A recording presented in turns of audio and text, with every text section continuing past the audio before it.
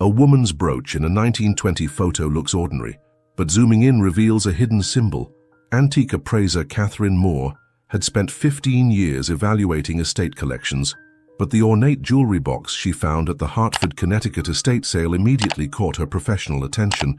The elderly homeowner, Mrs. Eleanor Whitfield, had passed away at 97, leaving behind a house filled with decades of carefully preserved belongings that told the story of a fascinating life. "This belonged to my Aunt Victoria," Mrs. Whitfield's nephew explained, as Catherine examined the intricately carved mahogany box. "She never married, lived her whole life in this house. Always said she had important work to do, but the family never really understood what she meant." Inside the jewelry box, beneath layers of tissue paper that had yellowed with age, Catherine discovered an unusual collection. Most pieces were typical of the 1920s: Art Deco earrings, pearl necklaces, delicate gold chains, but one item stood out dramatically. A small silver brooch, no larger than a silver dollar, featured an intricate design that seemed far more complex than typical costume jewelry of the era. The brooch depicted what appeared to be a stylized tree, with elaborate root systems extending in multiple directions. At first glance, it looked like a simple nature motif popular during the arts and crafts movement, but something about the precision of the metalwork suggested deeper significance. Tucked beneath the brooch was a faded photograph showing a woman in her 30s wearing a fashionable 1920s dress and hat. The woman's confident pose and direct gaze suggested someone accustomed to authority and respect. She wore the same brooch prominently displayed on her lapel, but in the photograph, the intricate details were barely visible. Catherine's trained eye immediately recognized that this wasn't just a family keepsake. It was a clue to something much more significant. The craftsmanship of the brooch was extraordinary, suggesting it had been created by a master jeweler for a specific purpose, rather than mass-produced for general sale. As she examined the photograph more closely with her professional magnifying glass, Catherine noticed something that made her pulse quicken: tiny symbols etched within the brooch's tree design that weren't visible to the naked eye. Back in her Boston appraisal office, Catherine used high-resolution digital photography to examine both the brooch and the photograph in unprecedented detail. What she discovered under magnification left her speechless. The tree design contained dozens of tiny symbols embedded within the metalwork, mathematical equations, chemical formulas, and what appeared to be coded text written in multiple languages. The photograph revealed even more intriguing details when enhanced through digital processing. The woman's brooch showed clearly visible markings that formed a complex pattern within the tree's branches and roots. Each symbol appeared to be precisely placed, suggesting this wasn't decorative artwork, but functional notation of some kind. Catherine's research into the brooch's metallurgy revealed sophisticated construction techniques. The silver wasn't standard jewelry-grade material, but a specialized alloy that would have been expensive and difficult to obtain in 1920. The craftsmanship indicated work by someone with both artistic skill and technical knowledge far beyond typical jewelry making. Her colleague, Dr. Marcus Chen, specialized in historical document analysis and cryptography. When Catherine showed him the enhanced images, his reaction was immediate and profound. "This isn't jewelry," he said, studying the symbols through a high-powered microscope. "This is a portable data storage device disguised as decorative accessories." Data storage in 1920. Look at these markings more carefully. They're not random decorative elements. This is systematic notation, mathematical formulas, chemical compounds, possibly even early computer programming concepts. Someone embedded crucial information in this brooch, probably because they needed to carry it safely without attracting attention. The symbols included mathematical notations that wouldn't be formally recognized until decades later, chemical formulas for compounds that didn't officially exist in 1920, and geometric patterns that resembled early cybernetic theories. Most remarkably, some symbols appeared to be written in a code that combined elements from multiple scientific disciplines. Catherine realized she wasn't just examining a piece of vintage jewelry, she was looking at evidence of scientific work that had been deliberately hidden and preserved in plain sight. The woman in the photograph had been carrying revolutionary knowledge disguised as fashion accessories, walking through society with secrets that could change the world pinned to her clothing. The question now was, who was this mysterious woman, and what knowledge had she considered so important that she risked everything to preserve it? Catherine's investigation into the photograph's subject led her to Hartford's Historical Society, where local genealogy records revealed the woman's identity as Victoria Whitfield, born in 1889 to a prominent Connecticut family. Public records showed she had attended Radcliffe College, graduating in 1912 with degrees in both mathematics and chemistry, an extraordinary achievement for a woman of her era. What made Victoria's story even more remarkable was her subsequent career trajectory. After graduation, she had worked briefly for General Electric's research laboratory in Schenectady, New York, one of the few women employed in their scientific division. Her employment records, discovered in the company's archived personnel files, showed she had been involved in special projects related to electrical engineering and industrial chemistry. However, Victoria's employment at General Electric had ended abruptly in 1918, with no explanation provided in her official file. Her personnel record contained only a brief notation: resigned for personal reasons. Special projects transferred to classified division. After leaving GE, Victoria had returned to Hartford and lived quietly in the family home for the rest of her long life. Catherine found additional clues in Hartford's city directories from the 1920s and 1930s. Victoria was listed as a private consultant and technical advisor, but no specific clients or projects were mentioned. Local newspaper archives contained occasional references to her involvement in various scientific and educational organizations, but always in vague terms that revealed little about her actual work. The breakthrough came when Catherine discovered correspondence in the Hartford Historical Society's manuscript collection. Letters between Victoria and several prominent scientists of the era revealed she had been working on theoretical problems related to information storage, computational mathematics, and what would later be recognized as early computer science concepts. One letter, dated 1923, contained a particularly intriguing passage. The work continues, though necessarily in complete secrecy. The implications are too significant to risk premature disclosure. I have developed methods to preserve the essential formulations should anything happen to prevent completion of the research. Another letter from 1925 was even more revealing. The Brooch system has proven effective beyond expectations.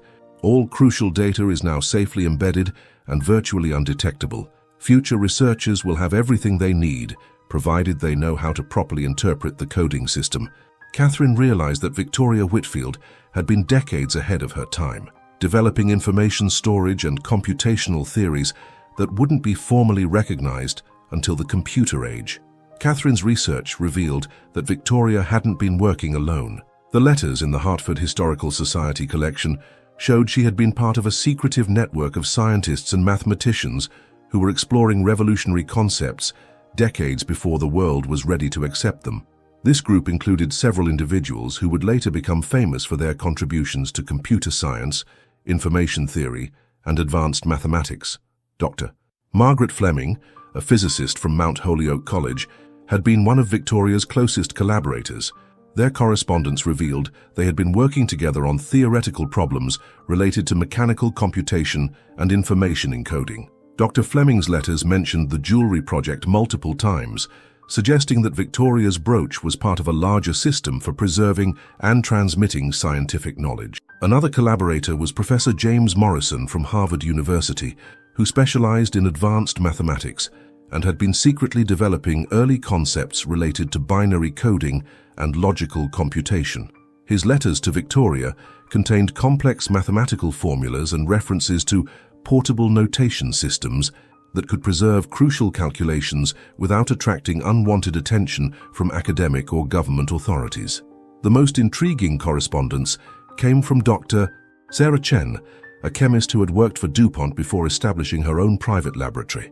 Dr. Chen's letters revealed that the network had been developing revolutionary materials and processes that were decades ahead of their time, including synthetic compounds and metallurgical techniques that wouldn't be publicly known until the 1950s.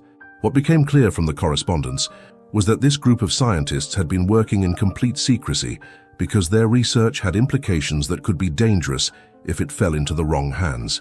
They had developed methods for preserving their work through seemingly innocent everyday objects, with Victoria's brooch being just one example of their innovative concealment techniques. The letters also revealed that each member of the network possessed different pieces of a larger puzzle. Victoria's brooch contained mathematical and computational formulas, but other members had preserved chemical processes, metallurgical specifications, and theoretical frameworks using similar concealment methods.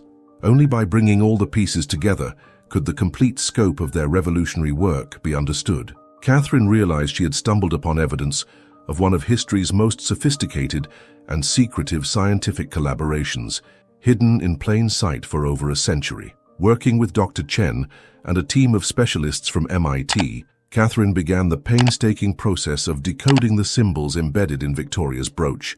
What they discovered was both fascinating and revolutionary. The tiny markings contained the mathematical foundations for concepts that wouldn't be formally developed until the computer age of the 1940s and 1950s. The tree's root system contained binary notation systems that predated similar work by decades.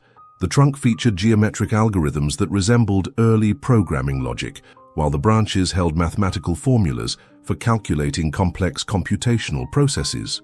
Most remarkably, the leaves of the tree contained what appeared to be early versions of encryption and data compression techniques. Dr. Chen's cryptographic analysis revealed that Victoria had developed a multi-layered coding system that was extraordinarily sophisticated for its time. She wasn't just preserving information, Dr. Chen explained.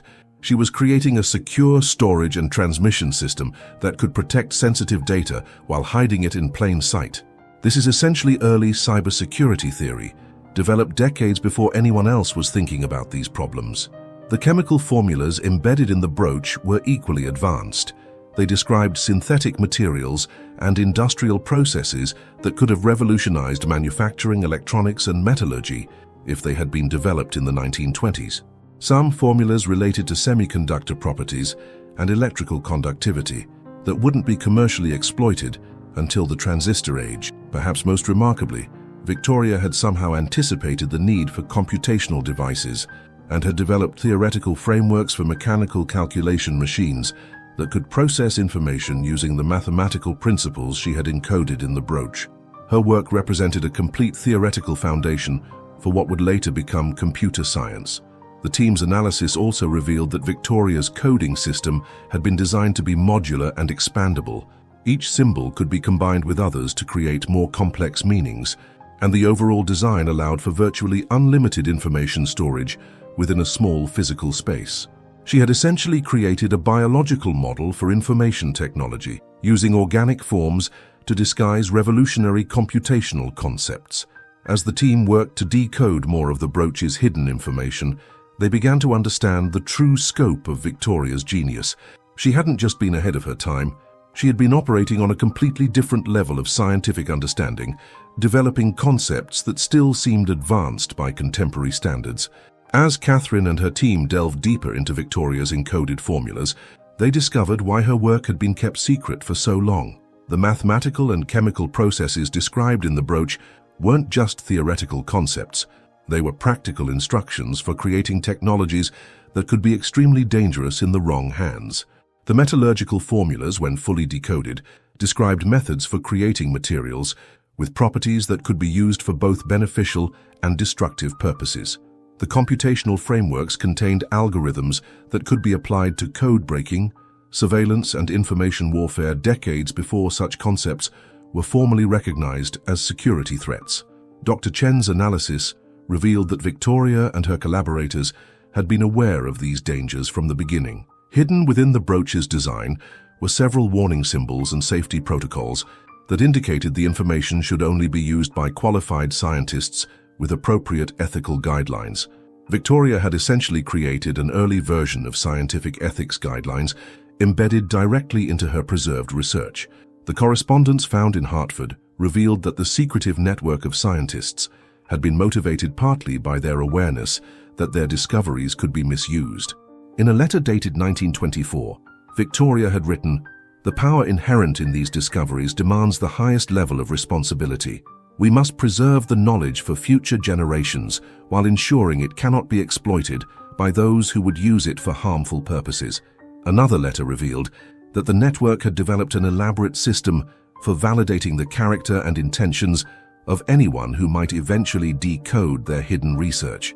The brooch contained not just scientific information, but also tests and challenges that would help identify whether a future researcher had the wisdom and ethics necessary to properly handle such powerful knowledge. Catherine realized that Victoria's work represented more than just advanced science.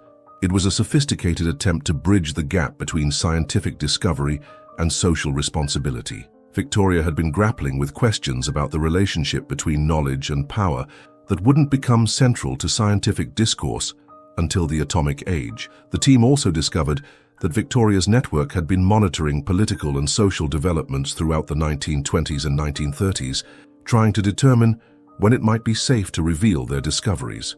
Unfortunately, the rise of totalitarian governments and the increasing militarization of scientific research had convinced them that their work needed to remain hidden indefinitely. By the time World War II ended and the world entered the atomic age, most of the original network members had died, taking their secrets with them. Only Victoria had lived long enough to see the computer age begin, but by then she was elderly and apparently decided the world still wasn't ready for the full scope of their revolutionary discoveries.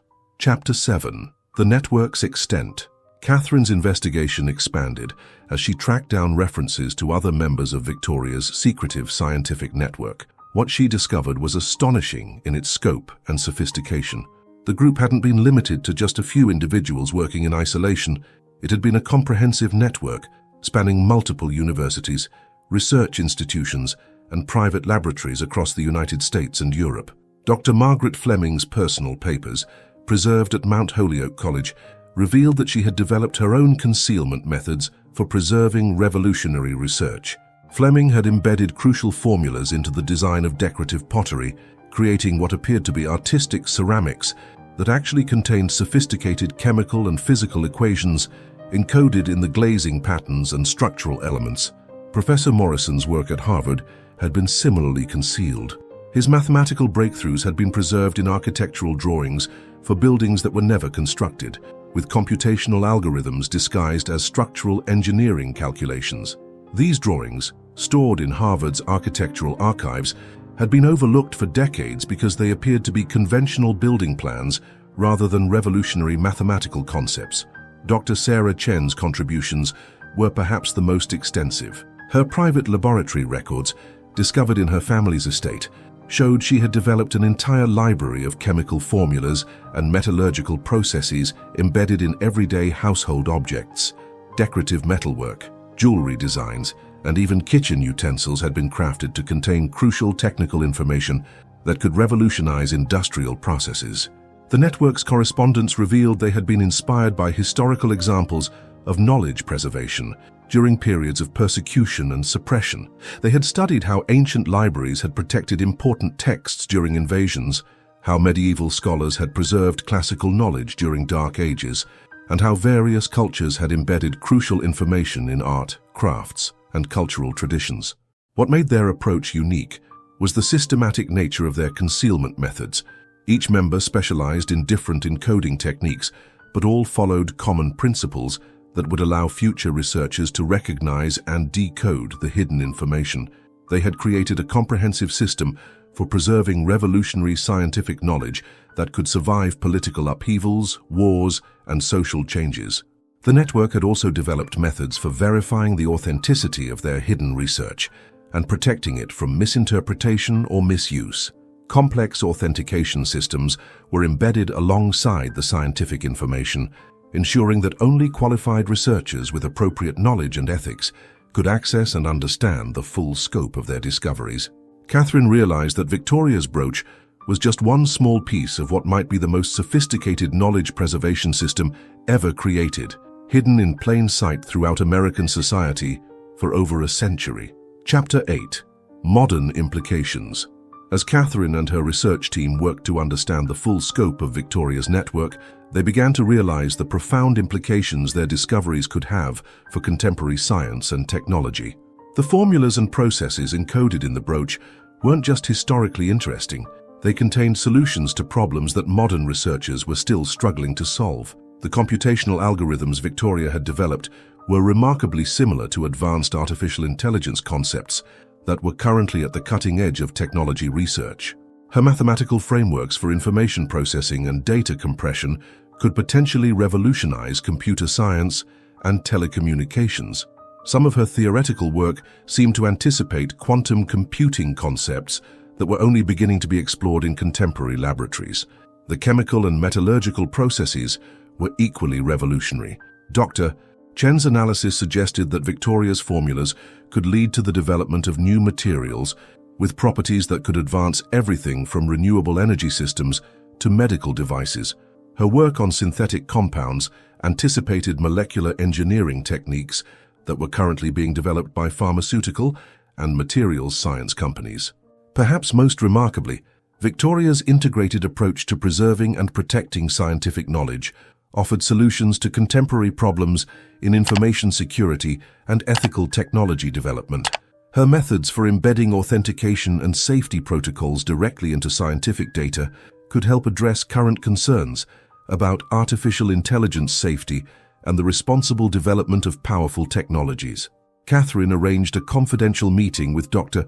Lisa Rodriguez, director of MIT's Artificial Intelligence Laboratory, to discuss the potential applications of Victoria's work. Dr. Rodriguez's reaction was immediate and profound. "This is extraordinary," she said, studying the decoded formulas.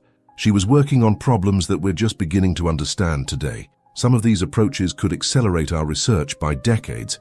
What are the implications if we develop these technologies? If these formulas work as described, we could be looking at breakthroughs in computational efficiency, materials science, and information security that could transform multiple industries. But we'd need to be extremely careful about how we proceed. Victoria was right to be concerned about the potential dangers. The team realized they faced the same ethical dilemmas that had confronted Victoria and her collaborators a century earlier. The knowledge they had uncovered was potentially world-changing, but it also carried significant risks if it were developed or applied irresponsibly. Following Victoria's example, they decided to proceed with extreme caution, establishing an ethics committee to guide their research and ensuring that any developments would be subject to rigorous safety and security reviews before being made public. Chapter 9. The Living Legacy. Catherine's research into Victoria's network led to an unexpected discovery that changed everything she thought she knew about the scope and timeline of their work. While examining Dr.